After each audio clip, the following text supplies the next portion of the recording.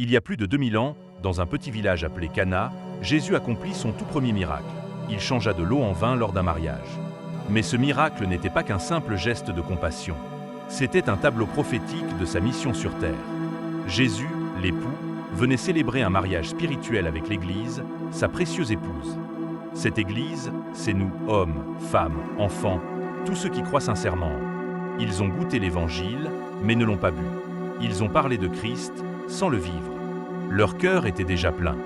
Dans le récit, les invités ont goûté au vin nouveau, mais ne l'ont pas bu, car ils étaient encore pleins. Goûter, c'est entendre l'Évangile, en parler même, mais ne pas le pratiquer. Cela arrive quand on n'a pas encore rejeté le vieux vin. Boire le vin nouveau, c'est recevoir la vie selon l'Esprit.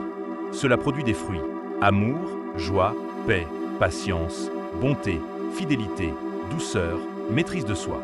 Ce vin nouveau, c'est la parole de l'Évangile. Mais les hommes étaient déjà remplis du vieux vin. Les œuvres de la chair, la sorcellerie, l'impureté, le mensonge. Les invités, ayant goûté au vin du miracle, dirent qu'il était bien meilleur que le premier. Ils se demandaient pourquoi il avait été servi en dernier. Pour devenir membre véritable de l'Église, il faut rejeter l'ancien vin, se repentir sincèrement, abandonner les œuvres de la chair. Frère, sœur, quel vin remplira ta coupe aujourd'hui? Celui de la chair ou celui de l'esprit? Le Christ est à la porte. Il t'attend. Si ce message t'a touché, abonne-toi à la chaîne, laisse un j'aime et partage autour de toi. D'autres vidéos, inspirées de la parole, arrivent bientôt. Ne les manque pas. Accepte l'époux. Bois le vin nouveau. Et deviens un avec lui.s si ce message t'a parlé. Alors like cette vidéo, partage-la autour de toi et abonne-toi pour ne pas manquer les prochains messages inspirés de la parole de Dieu.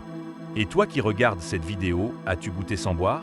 Entends-tu l'Évangile sans encore le vivre? Le Christ t'offre aujourd'hui le vin nouveau. C'est à toi de décider. Vas-tu continuer à vivre rassasié du vieux vin ou vas-tu laisser l'Esprit remplir ton cœur?